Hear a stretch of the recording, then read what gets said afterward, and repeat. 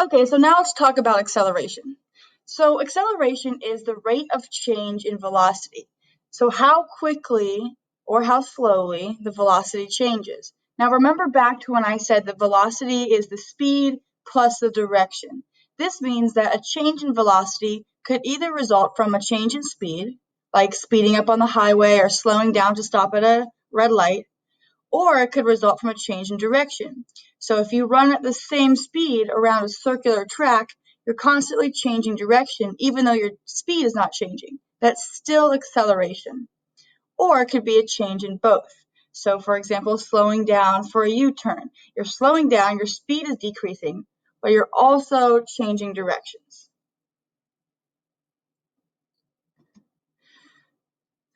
Let me move my face, here we go.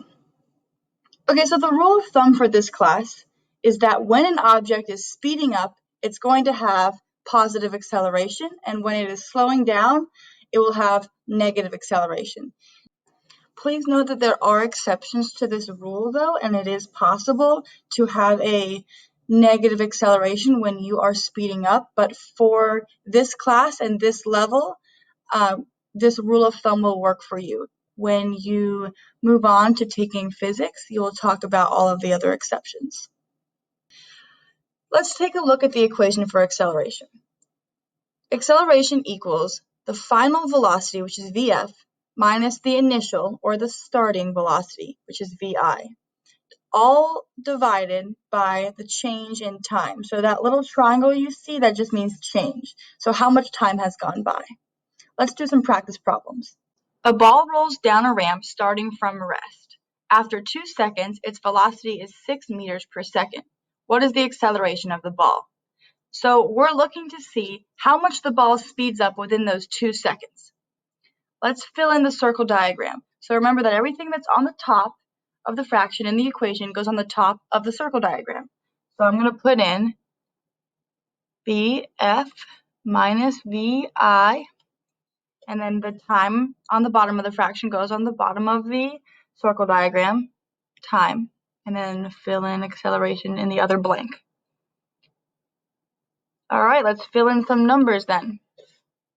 So my VF, that's my final velocity. How fast is the ball going after those 2 seconds? It's 6 meters. So we're going to put 6 meters per second here, minus VI, so the initial velocity. Now the phrase from rest, that means that there's no velocity. So the ball is not moving. So we can put 0 here. Now how much time does it take to reach 6 meters per second? Well, it says it takes 2 seconds. So we're going to put in a 2 here. And we are trying to find acceleration. All right, so we need to take the top and we need to divide it by the bottom. So let's first simplify the top. 6 minus 0, that gives us 6. So we'll say acceleration equals 6 divided by 2. When you do that, 6 divided by 2 is 3. Now we haven't talked about the units for acceleration. So the units for acceleration make a lot of sense if you think about the wording. Meters per second per second. Right? Meters per second is velocity. So how much does velocity, meters per second, change per second? How fast is the velocity increasing or decreasing? So we can write that as meters per second, or if you want to write it in a simpler form, you can write here we go, meters per second squared. Okay, on to the second example. A car goes from 3 meters per second to 20 meters per second in 6 seconds. What is the car's acceleration? Okay, so let's find the final velocity. It says that the car starts at 3 meters per second and it ends at 20 meters per second. So 20 would be the final velocity, and 3 would be the initial velocity, and that process of speeding up takes 6 seconds, so that will be our time. Okay, so we need to divide the top by the bottom. Let's first simplify the top. So 20 minus 3, that gives us 17. And then we need to take 17 and divide that by 6. 17 divided by 6 is 2.8.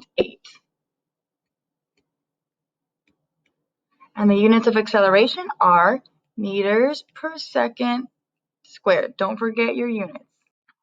How long does it take me to speed up from 30 meters per second to 65 meters per second if my acceleration is 3 meters per second squared? Now this example is a little bit different because it's not asking for acceleration, it's asking for time. How long does it take me to do this? So let's find our VF and our VI. So our final velocity, that would be 65. And then our initial velocity was 30. And it says the acceleration is 3 meters per second. So I'm going to put 3 in the acceleration box. And this time I don't know time. So we have to simplify the top and then divide by the bottom, like always. 65 minus 30 is 35. So 35 divided by 3 is 11.67. And this is time. So we are going to look at the time that is in all of the other units. So here in the velocity unit, you have meters per second, meters per second, meters per second squared. So the time that we're going to be using is seconds, not minutes, not hours, but seconds. All right, last example. A man was running at 3 meters per second. In 4 seconds, he slowed down, so his velocity is now 1 meter per second. What is his acceleration? So initially, at the beginning, he was running 3 meters per second. So that is our VI. So I'm going to put a 3 here. In 4 seconds, he slowed down to 1 meter per second. So after the 4 seconds, he was actually going slower. So I'll put a 1 here. That took 4 seconds. That's my time. And now I need to find acceleration. So again, let's simplify the top and then divide it by the bottom. 1 minus 3. This gives us a negative number. This is negative 2. That is correct. So if you get a negative number, that doesn't mean that you're doing it wrong. It just means that the object is slowing down instead of speeding up. So you have a negative 2 divided by 4. And that gives us negative 0.5 meters per second squared.